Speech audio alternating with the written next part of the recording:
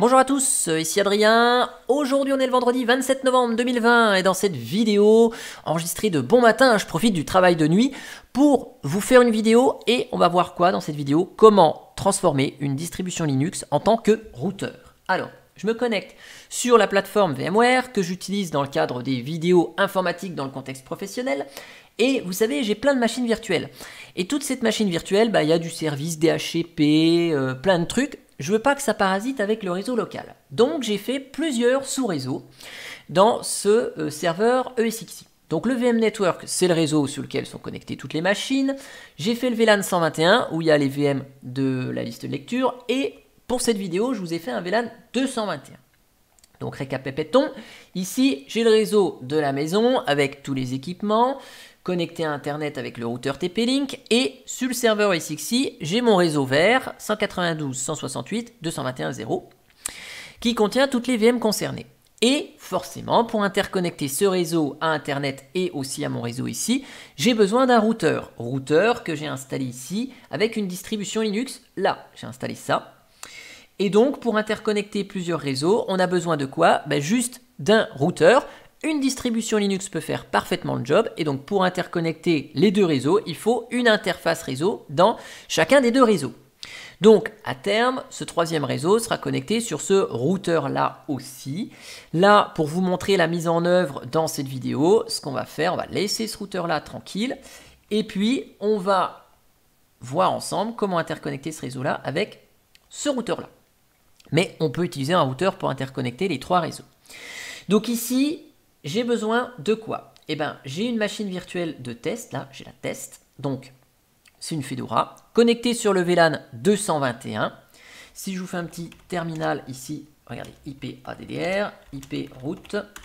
On a quoi? On a ici une route par défaut sur 192.168.221.254. Ce sera la future interface de mon routeur. Et puis, on voit bien que ma machine virtuelle, elle est dans le réseau 192.168.221, ici avec l'adresse IP 100. Donc ça, c'est ma Fedora. Donc si je vais essayer de faire un ping sur Google, il ne se passe rien. Vous voyez, je n'arrive pas à communiquer avec l'extérieur. J'ai installé un routeur ici, sous CentOS. Donc vous voyez, ce routeur, il a ici une interface réseau dans chacun des deux réseaux. Un sur VM Network, un sur le VLAN 221. Donc, petit état des lieux, ici, NMTUI, modifier une connexion. Donc la connexion ENS 192, connectée sur le réseau VM Network, 192.168.21, donc là c'est bien mon réseau, et je lui ai mis l'adresse IP .2. J'ai mis une passerelle ici, comme ça la machine elle peut communiquer avec Internet, et puis ça crée surtout une route par défaut ici vers cette passerelle. Comme ça, j'ai pas besoin de créer mes routes sur mon serveur, pas besoin. La route, elle est déjà créée. On va voir ça juste après. Et puis, la deuxième interface, c'est la ENS 224. Cette interface ENS 224, elle est là sur son réseau 221, donc 192.168.221, 254. C'est donc bien ma passerelle ici que je retrouve là. Donc là, mon routeur, il a tout ce qu'il faut. Il a une interface réseau sur chacun des réseaux à connecter. C'est parfait. Donc là, ici, si je vous fais un IP ADDR et un IP route, ça confirme tout ce que je vous ai dit. On a nos deux interfaces, ici, la 2 et la 3, sur leurs deux réseaux respectifs. Et on a les deux routes qui correspondent aux deux réseaux, plus la route par défaut, grâce à la passerelle. Comme ça, elle est déjà créée ici. Donc là, vous allez me dire, c'est bien, mais pourquoi ma machine, elle ne communique pas? Parce que, premièrement, mon routeur, là, mon CentOS, n'est pas dans la capacité de router. Non. Parce que par défaut, un serveur Linux, c'est juste une fonctionnalité du noyau Linux, n'autorise pas le routage des paquets.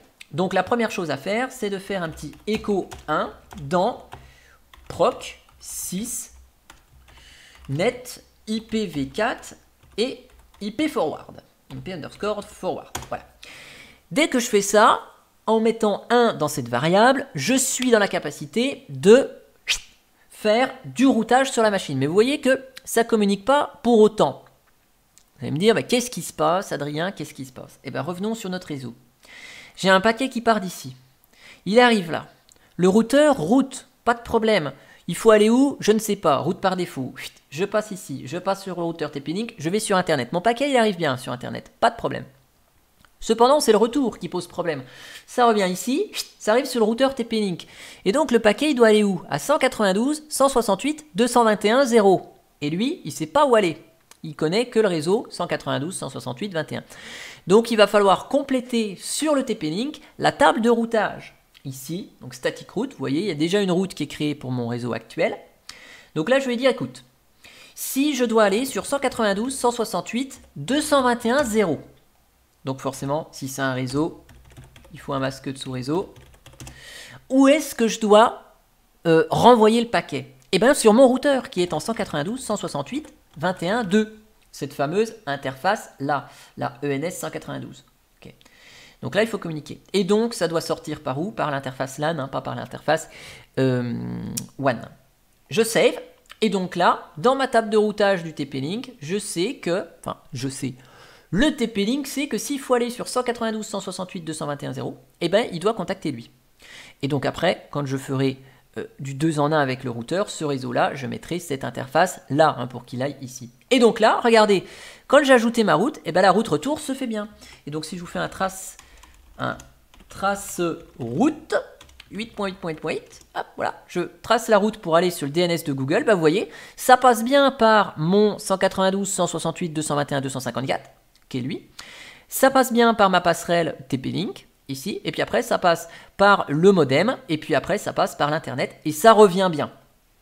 Alors, vous allez me dire, c'est cool, mais si on reboot le routeur, qu'est-ce qui se passe? Eh bien, il se passe strictement rien. Ça veut dire que quand on reboot, certes, on ne peut plus pinguer, mais quand on est rebooté, eh ben, ça ne marche plus, puisque, je vous l'ai dit, il faut ajouter un dans proc, sysnet, IPv4, IP forward.